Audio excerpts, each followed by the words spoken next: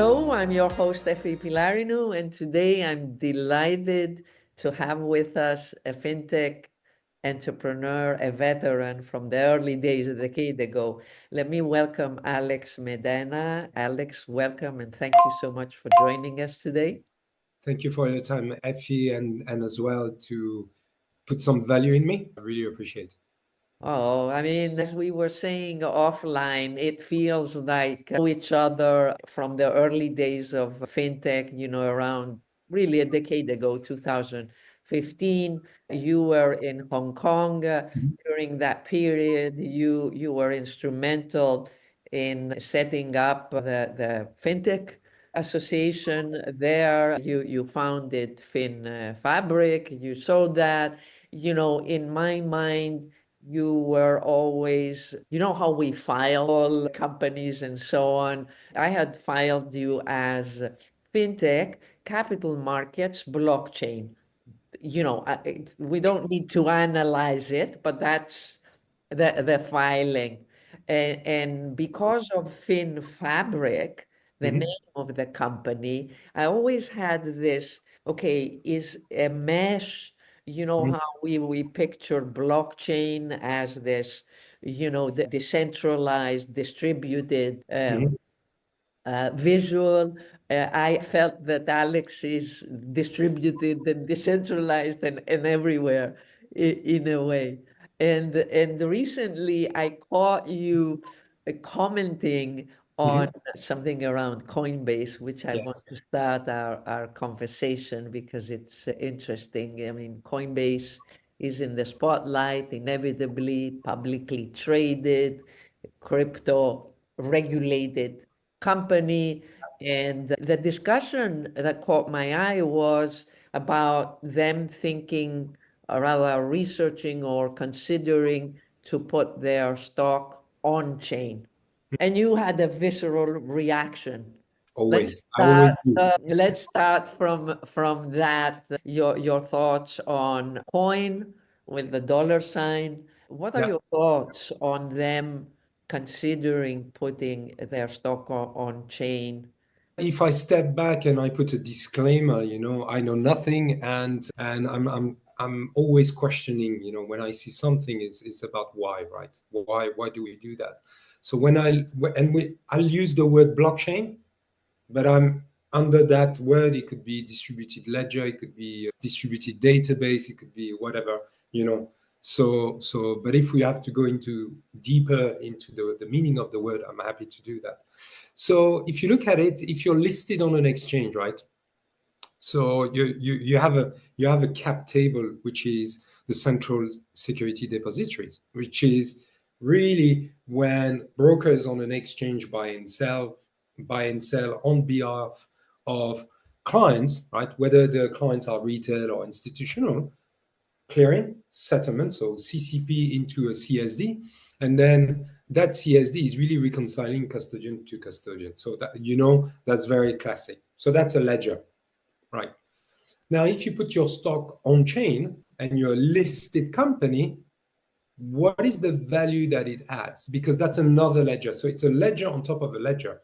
Now, if it's a synthetic access to your stock to give an opportunity to, let's say, crypto native to trade on your stock, I don't have a problem with that, but at the same time, it creates that other layer, an added layer. If it's one for one, okay. If it's a derivative, okay, but it has to be explained. It's not clear what it is to me. It could be just as simple to say, hey, look, we've tokenized the stock, ours, and with that technology, we can do many more things. And that becomes interesting.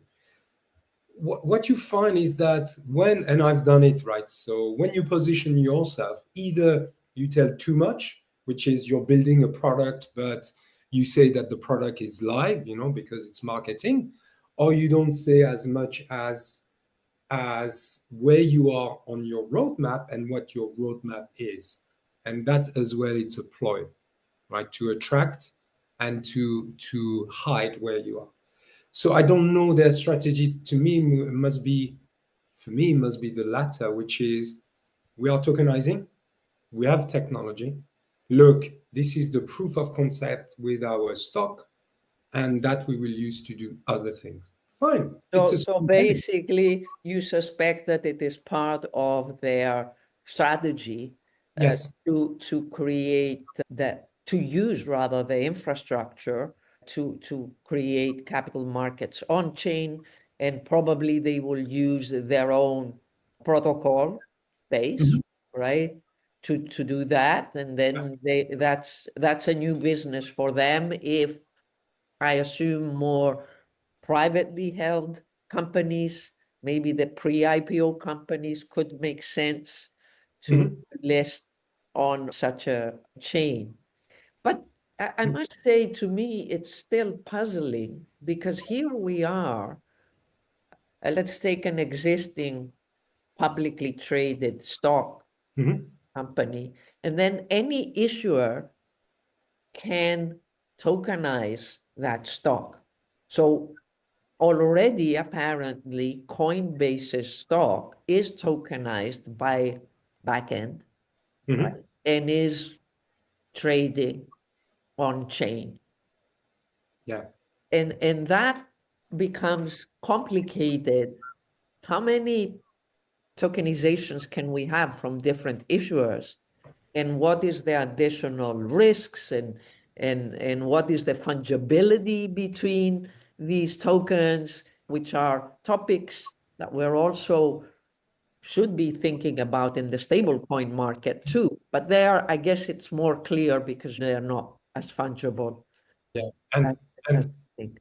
sorry to interrupt, but then I would like to talk about what I call induced fungibility. So I'll talk about that. But stepping back, if you're a listed stock, to me, it makes no sense, and I don't see any value in tokenizing that stock, because the market structure, particularly in the US, is very simple. You can trade in units, right? So if you're in Asia, that's a little bit more complicated when you have lots. So for example, a stock, maybe 1,000 shares, and that's a lot, number one. Number two, you have what it's called an ID market, which means that you have to be registered locally, your broker and your custodian. You have to have a local entity.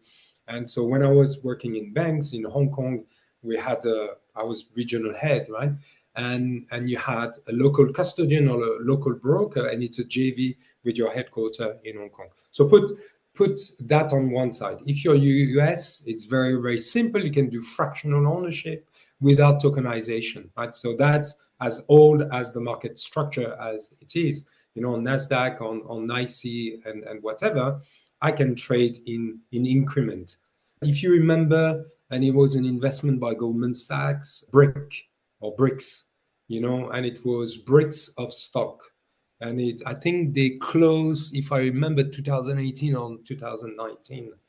And from the outside, when you don't understand the market structure, when I can buy 0.001 or I can buy in dollars, so it's not in unit. We don't talk about unit. I talk about, I'll buy $1 of Tesla, $1 Nvidia. If you don't understand, you don't come from our world, you know, Wall Street capital markets. You don't know what happens behind the scenes. Yeah. But behind the scene, you know, you have an exposure as a market maker, as a fund, as a startup, as whatever the other side of my trade. But it's a minute exposure where, you know, it has nothing to do with tokenization. So we can put tokenization on top of it, pretend that tokenization gives access on that market structure where it actually doesn't add any efficiencies. Right. And does it add any efficiencies in the more wholesale or institutional market in terms of collateral? I'm not sure that it does. So right now, and that's maybe a longer conversation, right? Because if you pledge collateral as an institution, you will pretend you pledge the best quality, but actually you keep the best quality for yourself, right? The most liquid. And if you have commercial paper, if you have, you know, govies, bonds, you'll keep the best, the AAAs into your custody, and you use as collateral what is acceptable, right? And that works really well. Okay, there's rent seekers, there's brokers, there's custodians, there's CCP, there's CSDs, there's all of that, but that's what works. To make it more efficient, there's a cost to make it more efficient because you have to create parallel infrastructure. You have to start from pen and paper. You've seen what digital assets has tried to do in Australia, you know, with ASX. They kind of failed because I guess maybe the brokers and the fund managers thought, okay, that's a new architecture. What we pay for, there's a cost to it, there's a new risk. We don't understand. You know, it's new technology, so we don't understand, which to me leads more of a mindset rather than a technology standpoint. But we have to question as to what is the cost, what is the gain in efficiency, right? On listed market, I think is minimum. That's my viewpoint. On private market, that's very different. But private market by default have a level of, they lack liquidity by default. And you go more into the credit space, the debt space, the less liquid they are. What is interesting, if you look at Apollo, DWS, as talked about yesterday, I've commented on a post by them, everybody rush into private credit because to me, that's where the play is at. So in 2019, we built an infrastructure called Crosspool where we were in Hong Kong, and it was really for private credit and private debt and private equity, right? To give access. Yeah. When I look, I mean, the website RWA that tracks, you know, stable coins and tokenized treasuries and tokenized money market funds, Yeah. and private credit, the numbers there, you know, are huge. We are already over 10 billion in 2024, and you know, it continues. And of course, we have to understand what are the rest of the structures that are needed to really get that liquidity, because it doesn't just happen by tokenizing, right? We need all those other supporting Yes. ecosystem players, if you like, to create. It's not automatic. It's like, okay, you put a tap that is needed, a new kind of tap, but for it to really, for the water to start running, you do need some more pieces of infrastructure under there, and we're not there yet, right? If I may say as well, it's the key is demand, right? Now, demand is about knowledge and access. So let's say I'm Alex, a taxi driver, and you will deem me as financially illiterate because I'm a taxi driver, because I have 1,000 euros or pounds or dollars to invest. And which means I won't have the knowledge and I won't have the access. And then on the other side, the structure of certain markets, so let's say in the bond markets where you could have a minimum of 10,000, 50,000, 100,000, right? I don't have access to that and I don't have the knowledge. And then the retail banks will protect me by saying, oh, but you know, it's risky and you could lose everything, right? So that's one. If I may add, which I talked about before, which is induced fungibility, and it's very important for me to explain. Let's go back to that. And I don't see many people talking about that, right? So cash has become very complicated, right? You have mobile payment, you have open banking, you have many types of cash ways to settle cash transfer and payments between each other, whether it's local or cross-border, it doesn't matter. What is very interesting to me is, and I think it started with China being so advanced, right? WeChat payment, Alipay payment, where I was in Hong Kong, you could do that in 2015, 16, 17, whatever. So, and then Libra, whereby, you know, we started to look at, that digital currency based on blockchain. And so what happened with these two drivers? Central banks started to look at CBDCs. Wow.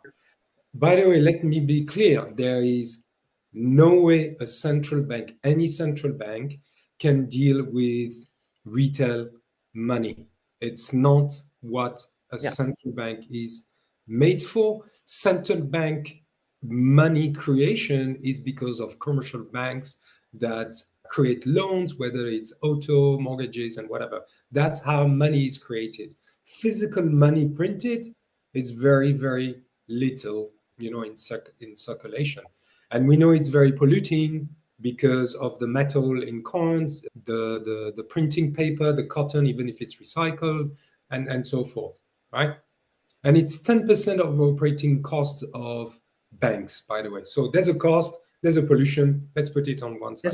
There's a major security costs also of maintaining that network, the ATM networks, all that, the forging, the fraud of banknotes, everything.